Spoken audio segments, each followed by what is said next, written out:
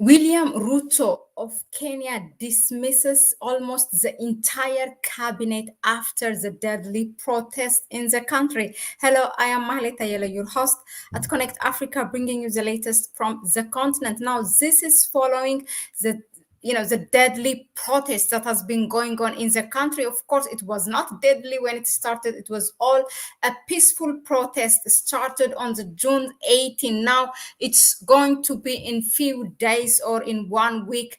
Actually, in few days. It's going to be a month.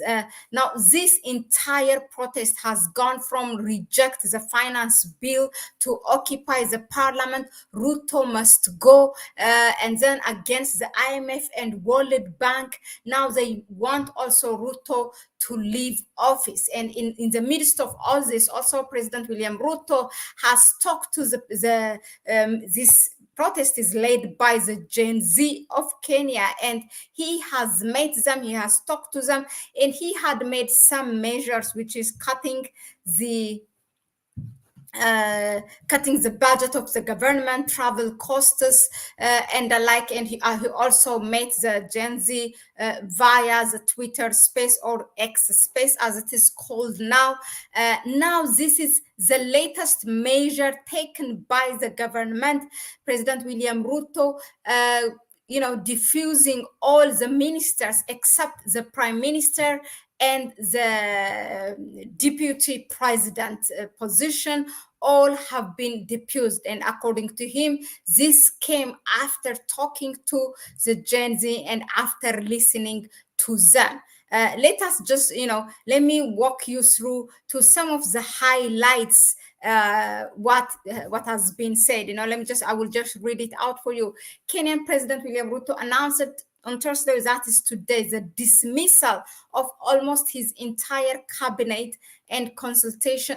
This is following the consultations to form a broad-based government, and as he scrambles to contain the fallout of deadly protest against his administration. Now, he said that he took this decision after listening to them. So the president said he decided on the dismissals, in quotation, upon reflection, listening keenly to what the people of Kenya have said, and after a holistic appraisal of the performance of my cabinet and its achievements and challenges. Those are the words of President Ruto. Now, what did the GenZ of Kenya say when they hear this, when this news came from President Ruto?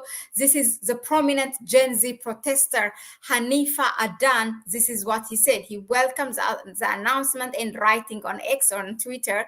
He said, quotation opens, the president of Kenya has dissolved the cabinet. The power lies with the people always. Quotation closed. So now, this is really a major action. The rallies have been, widened into a broader campaign against Ruto and his government. So far, like 39 people, this is not what the GenZ agrees, but reports that are coming from the government, 39 people have been, killed by police, and hundreds of people have been detained without any charge. And that's also another cause for the continued protest. Now, while large protesters have subsided, anger against the government has not, and hundreds of Kenyans attended a memorial concert in Nairobi, chanting Ruto must go. Now, will this decision satisfy them, and will leave, they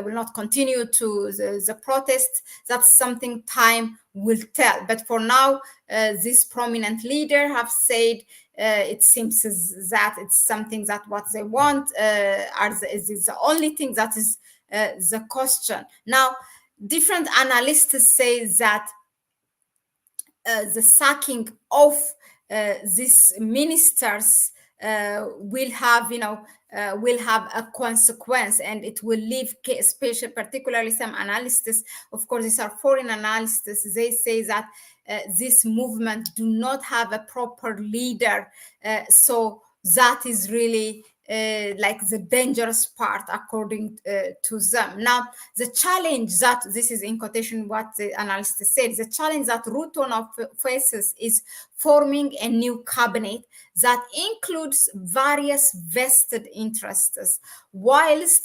simultaneously calming popular anger in the face of an explicitly leaderless movement. Okay, this is what, this is from actually AFP, Associated Press. Yeah, and also the date the government has cut, has delayed paying World Bank or IMF, but this will also, indirectly or directly implicates that Kenya still has to continue to borrow. This is what President Ruto said, and yeah, I don't know where that leaves Kenya. But let me tell you one specific example what the GenZ brought when they were discussing with William Ruto. They said that 70,000, for example, was it the deputy president? There was $70,000 that was spent only on a curtain. That's like, just to change the curtain of the office. But amongst the dissolved offices, also the first ladies, the first lady and the second lady, the wife of William Ruto and the wife of the deputy president, also have been sacked. And he has taken, let's admit that, some kind of measures, but will this be enough? He also said that he will not leave power despite pressure. But let us know in the comment section, as this story will develop and we will bring you more, but let us know in the comment section, what do you think of this latest action by President William Ruto? Will this solve the problem? Yeah, and is it proper for him also, for William Ruto, to leave power? That question for him, to go to leave power, is this proper without even finishing his term? He's not even 2 years.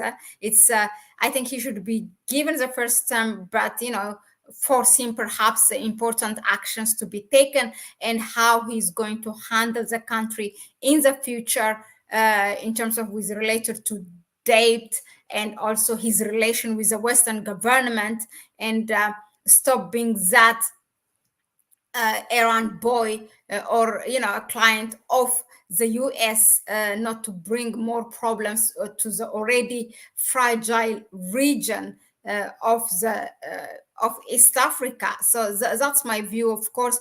But let us know in the comment section. Please go ahead and share the video with others. Give it a like if you find it relevant, this information. And also subscribe to the channel. If you want to help us further, you can go to our description section and you can donate to our PayPal account. Thank you very much. And do not leave, because me and myself and Kwame will see you actually maybe in 10 minutes time. It was supposed to be at 9 o'clock, but because of this breaking news, we delayed it. We will talk about NATO. It's currently, it has celebrated its 75 years of anniversary in the US, and with their allies, and we will bring you the African perspective of it.